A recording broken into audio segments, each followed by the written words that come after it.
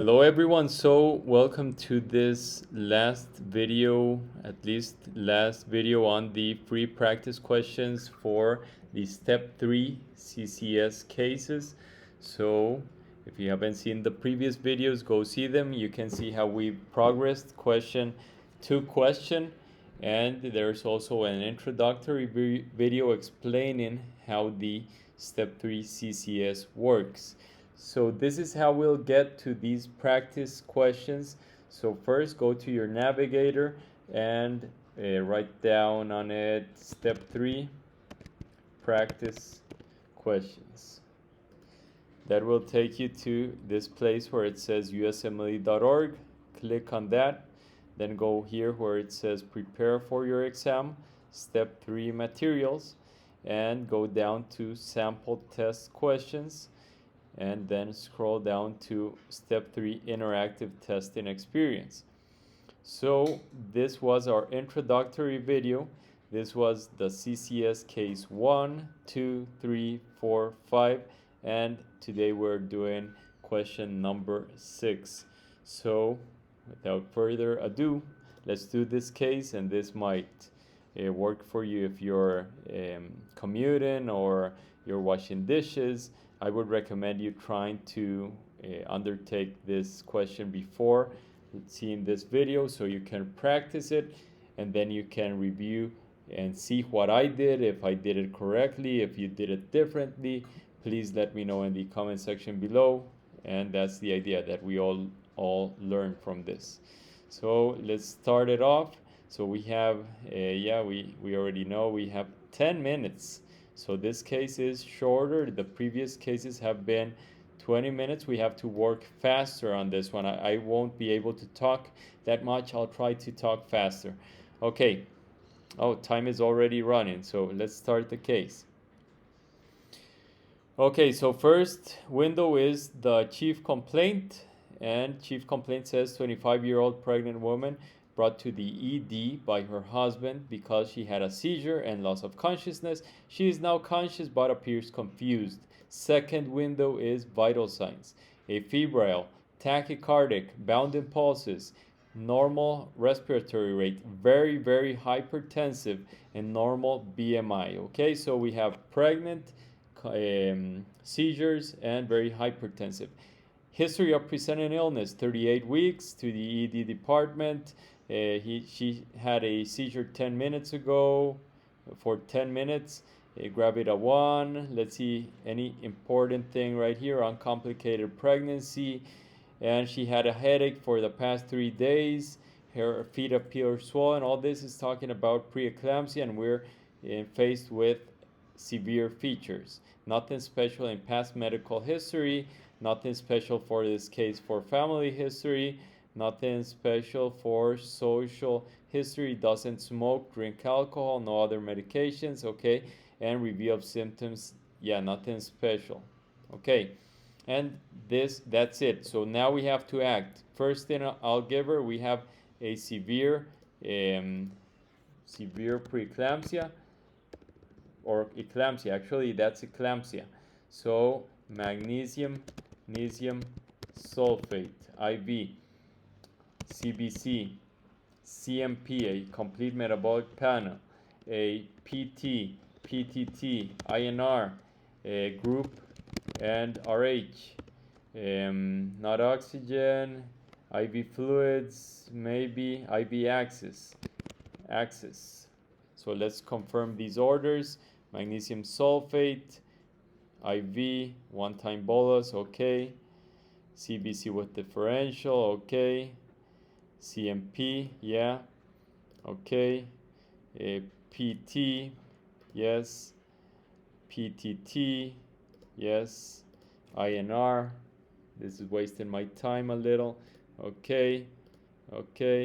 Group and RH and AccuCheck, okay, but it's Access IV, those two, okay. At least we're not harming. And intravenous line capped. Intravenous. Okay. And let's see her physical very quickly. She's in the ED department. There's where we want to have her. not also. We want her in the operating room. We have to take this baby out. Surgery consult. But before that, let's see her interval. Let's see general appearance, chest and lungs, heart, abdomen, genitalia, extremities, neural, and skin. Okay, that's it. Let's see whatever it's saying to us. What's the information? And okay, glucose is okay. Stopping now will cancel. HMP, no, let's continue. The enter time is equal to the, please enter a new time. Okay, so we have to advance the clock, I guess, but it didn't give me anything of the physical exam. We have to ask for the, okay, well developed, obviously, pregnant, cool and dry, chest wall, symmetric, tachycardic, loud, systolic ejection murmur, without radiation, gravid, estimated 2,700, cephalic palpation, fetal heart rate 144, bowel normal, okay, -2 station, so we have to take her for surgery. Extremities and conscious, yeah, so we have to give her right orders. We have to consult surgery. Would this be surgery or OBGYN, right? OBGYN right now. This is urgent. Consult adult, consult allergy medicine. What the gynecology right now. And we have to eclampsia. We want you in the operating room right now. And send her to the operating room, office, intensive, home. No, there's no operating room, so we can have her. No, we need her in the operating room. Close surgery, consult surgery. Not sure. General cardiac journal. No, this okay. And induced labor. No, not induced labor. Cesarean. Cesarean section. Emergency cesarean section. But let's see how she's doing. Interval follow-up, general appearance, chest, lungs, heart, abdomen, genitalia, neural extremities. Patient will be scheduled for delivery. Please continue with medical management. We already gave magnesium. Continue is the stopping now will cancel all history and physical. No, let's continue. Let's go. What else? Want to see the labs? Show me the labs, please. Elapsed time. Interval conscious, has dull but persistent frontal headache and patient pain. 7 out of 10. Well developed. Oh, we have to give something for that. Pressure laberal could be due to the headache pain or nicardipine.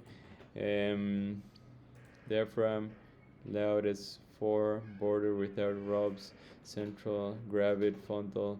She's still fetal cephalic, fetal vulva edematous, no. Cervix 1 centimeter, no. We have to conscious, mental status normal. We want to give something for that pain. Order methyl-dopa.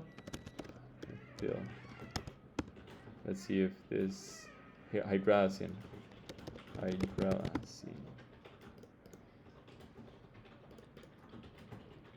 IV on time.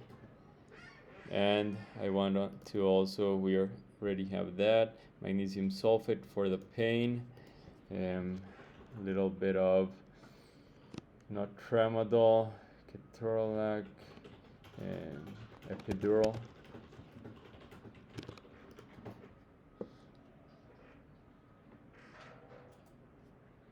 No. Okay.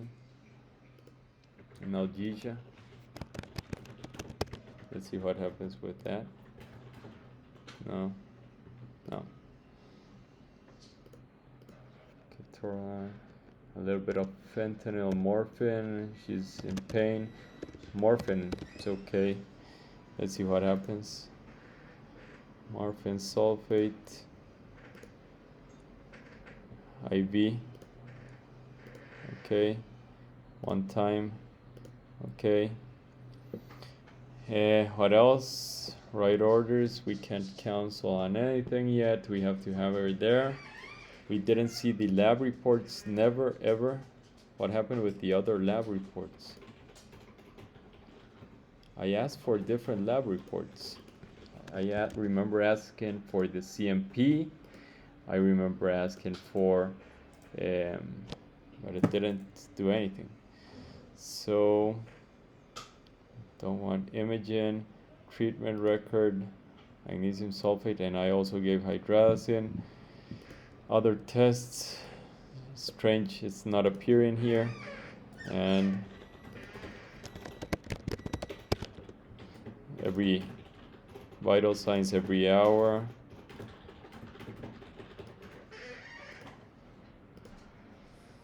And yeah, that's it. So we did this pretty quickly. Day 1, in 19 minutes, we did all of this. Of report time. Maybe we didn't see the reports because we didn't advance the clock enough. Not sure. But elapsed real time is 9 minutes. So it's gonna finish in 1 minute. I have nothing to add for now. I think we've done what we should have done. We never saw reports for certain lab exams that maybe weren't that necessary, but yeah. Should we ask for, I would also ask for blood products. So they have them ready. Blood pressure, no, not that. Time is expiring, yeah, and that's it. So let's see what happened. And block, let's see what's the feedback on this. Make it larger so we can all see, and I'll read it to you, the important things, what we did, what we didn't do. In evaluating, okay, 25-year-old woman, 38 weeks gestation, comes to the ED, suffering seizure, loss of consciousness for 10 minutes. The chief complaint, differential diagnosis is broad, however, comprehensive history narrows it. Yeah, in summary, this is, yeah, they still don't say it here, but this is eclampsia. So, physical examination shows tachycardia, low-grade fever. Didn't recall seeing fever, but that's interesting. And elevated blood pressure. Cardiovascular shows a loud S4 and bounding central and peripheral pulses. There is a grade 2 out of 6 systolic ejection murmur at the left sternal border without radiation. There is marked vasospasm on fundoscopic examination. Okay, so it was important to ask for the HEENT exam because that's the only way we could have seen this, seen these fundoscopic findings, with normal disc margins and minor tongue laceration. So probably the fundoscopy wouldn't change much, but it's something we have to go see in a patient that has this sort of hypertension. That's one of the organs. The eye will tell us how the brain is doing and how the intracranial pressure is, which actually this marked vasospasm is probably showing counter regulation of the brain against this very, very high blood pressure. Abdominal examination shows a gravity uterus with fundal height 37 centimeters, normal for what we have of gestational age. Estimated fetal weight is 2,700. The child is cephalic. Fetal heart rate 144. Genital exam reveals an edematous vulva. That's a sign of pregnancy in general. The cervix is dilated 1 centimeter and 50% effaced, so that's not enough. And the station was also -2, so there was no way of trying this vaginal delivery, so she had to undergo a cesarean delivery. Extremity spine examination shows 4+ pitting edema in both lower extremities to the mid-thigh region. Neuro and psych shows a conscious patient, but oriented to person and place only. So yeah, so this eclampsia, she was still a little out of it. Maybe she wasn't still in active seizure. Probably didn't need an anti-epileptic in that moment, but that's something to pay attention, because remember that there are some patients that might have seizures that not necessarily are tonic-clonic. I don't believe they were trying to show us she was still in a seizure, because it would be very, very detailed, specific, and we would just lose the gist of this case by believing not being oriented was telling us she was in an active seizure. So she was just probably in the post-ictal phase. Deep tendon reflexes are 4+ with bilateral clonus at the ankles. So this is the problem we have with the eclampsia, and that's why it's good to give magnesium sulfate to prevent more seizures. The remainder of the physical is unremarkable. The patient's illness at this point would seem most consistent with a neurologic or cardiovascular abnormality, possibly pregnancy associated. In this pregnant patient, the new onset of seizure, elevated blood pressure, lower extremity edema, and hyperactive reflexes are highly suggestive of eclampsia. Yeah, we know that. Okay, so what else? What is an optimal, efficient approach? It would be performing a targeted physical examination. So just go looking for what you're interested in, which we actually did. We chose for skin exam, chest and lung, cardiovascular, abdominal, genital, extremities, and neuro. I was missing the hint and neck. And ordering a complete blood count. I did that. Wasn't sure why, but that was to rule out, okay, hemolysis. Yeah, so HELP syndrome, hemolysis.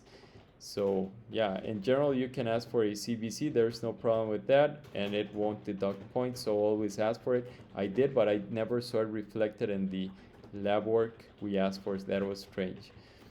Stabilizing the patient with IV magnesium sulfate to prevent another seizure. That we did. Plus an IV optimal antihypertensive. So I didn't give that initially, so I believe I lost some points. It took me a few minutes to add the antihypertensive. I did give the correct one, which was hydralazine in the context of pregnancy. Okay. Once the patient's condition is stabilized, it is imperative to deliver the fetus either by stimulating contractions using optimal uterotonics. I wouldn't agree with that. By performing a cesarean delivery or by consulting OBGYN. So I consulted OBGYN, and my reasoning was, I am a general practitioner. I cannot deliver this baby. This baby has to be taken out of the womb immediately to preserve the mother's life and the baby's life. So we had to call the ER. We had to send this patient to the ER, and that the gynecologist would get there ready. So that was my process of thinking. I believe this was an emergency. She has eclampsia, and what you need to do is get the baby out of there as soon as possible. Sometimes you can try vaginal delivery, but this child there was only 1 centimeter of dilation, and initially -2, stationed -2. For us to consider vaginal delivery, we would probably expect the child to be a little lower and station at least 0, hopefully 0, or at least 0. And the cervix more dilated. Tell me if you agree, tell me if you disagree. That's what I can recall right now of what I've been studying. And the fetal heart rate should be watched until delivery by ordering a fetal monitor. I didn't think about this. Maybe I didn't know how to write it in this software. So be ready to ask for that fetal monitor. Actually, I thought of the word tachometry. Maybe that's from Spanish, but what we had to ask for is the fetal monitor, which is the words we should use in this software. Some measure of the patient's urine output is also indicated. Okay. I didn't ask for that, but it makes sense. It's a patient that is in a very delicate condition, and that one of the first signs that this patient is doing worsening or not is checking urine output.